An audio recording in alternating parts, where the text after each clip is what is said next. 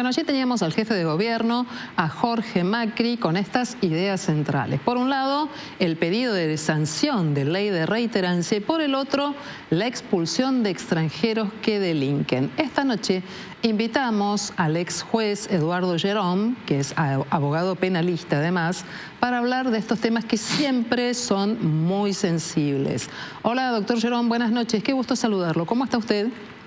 Igualmente, Silvina, muy buenas noches. Bien. El gusto es mío también. Gracias. Recién lo escuchábamos a Jorge Macri. ¿De qué hablamos cuando hablamos de una ley de reiterancia? ¿De qué se trata esto?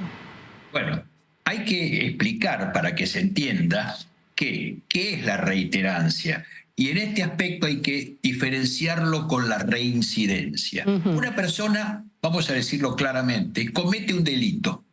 Entonces, una vez que cometió el delito, se lo condena, supongamos, por ese delito que cometió. A partir de ese momento que está condenado por el delito, vuelve a cometer otro. Entonces, ahí es reincidente. Recién ahí. Ahora, como sabemos todos, para que se llegue a una condena por un delito pasa mucho tiempo. Por lo general, ese delincuente espera el fallo en libertad y mientras está en libertad, muchas veces vuelve a cometer otros delitos y estaba beneficiado porque entonces no se lo consideraba reincidente. Ahora, la reiterancia es esto.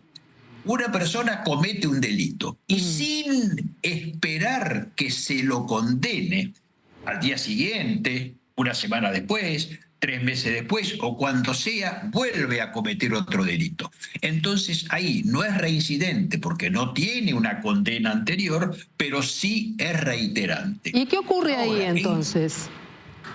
Entonces, precisamente, el cambio que hay ahora es en cuanto a las libertades.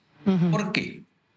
Como les decía, si antes no era reincidente, estaba en libertad y el hombre, lo veíamos todos los días en los medios, que entraban y salían, tenía 8 entradas, volvía a salir, lo detenían hoy, lo detenían el mes que viene, y siempre salía porque los jueces no lo ponían preso. Ahora, estos jueces facilistas van a encontrar un escollo para poner en libertad en forma indiscriminada a un delincuente, que es: señor, no es necesario que esté condenado, basta que tenga un proceso, una denuncia en trámite. Si vuelve a cometer otro hecho, entonces en ese caso, señor, nosotros lo que tenemos que presumir es que ese delincuente que ya delinquió 2 veces, aunque no esté condenado, se va a fugar, porque precisamente es una persona que está viviendo del delito, no va a comparecer. Entonces, señor juez, póngalo preso sin esperar la condena para evitar que esa persona se fugue y para evitar que siga realmente molestando y jorobando y delinquiendo a la sociedad. Ahora, esto es un cambio realmente beneficioso. También sabemos que no se puede tener detenida a una persona, lo marca la ley, por tiempo indeterminado, ¿verdad? Entonces, ¿cómo hacemos para que se pueda dar este proceso de cumplir con la reiterancia? No es una ley nacional, tenemos una ley local aquí en la ciudad de Buenos Aires. Y por el otro lado, cumplamos también con esta cuestión que es importante, de que las personas no pueden estar detenidas sin condena, doctor. Bueno, ahí hay 2 cosas y me parece muy interesante la pregunta, Silvina. ¿Por qué? Porque, por un lado, no es posible que haya procesos que no tengan sentencia. Claro. No se justifica. La justicia debe dar fallos en tiempo oportuno. Si estamos dando fallos, como muchas veces sucede, con hechos de hace 10, 12 años, y bueno, allí no existe una actuación judicial que a la ciudadanía le responda. Entonces, no es posible, como bien lo dijiste, que una persona esté detenida sin una condena por tiempo indeterminado. Pero precisamente lo que se requiere es que los jueces dicten las sentencias en tiempo oportuno. Y por otra parte, también es cierto que que esta ley sobre la reiterancia solamente rige en la ciudad de Buenos Aires. Claro. Pero también es cierto que en el Congreso de la Nación hay un proyecto para que esto que rige en la Ciudad de Buenos Aires también rija en todo el país respecto de algunas circunstancias de fuga. Y hay algunas cosas que hay que decir. A ver. Parecería que determinados grupos ideológicos, determinados partidos, en líneas generales los partidos de izquierda, siempre están a favor de proteger a los delincuentes. Entonces, esto es lo que muchas veces muchos nos preguntamos: ¿por qué se protege a los delincuentes? ¿Por qué se quiere evitar que un delincuente pueda ser aprehendido, pueda ser juzgado y pueda ser detenido, etcétera? ¿Por qué están pensando solamente en ese delincuente y no están pensando en la sociedad, en la víctima? Bueno, sabiendo que ese que sale en libertad inmediatamente va a volver a delinquir. Entonces, no pensamos en las víctimas, no pensamos en la gente que a continuación va a ser objeto de un delito. Bueno, sería ideal que todos pensemos en la aplicación de la ley, ¿no? Porque una sociedad sin marco normativo, sin ley, es un grave problema, es una cuestión institucional muy delicada.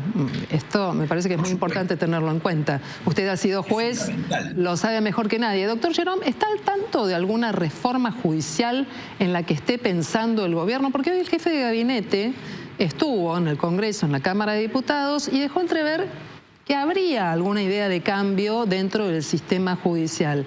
¿Ha escuchado algo usted, algún proyecto? ¿Ha sido consultado en este sentido? Hay un proyecto de reforma del Código Penal que ya se viene repitiendo desde hace varios años.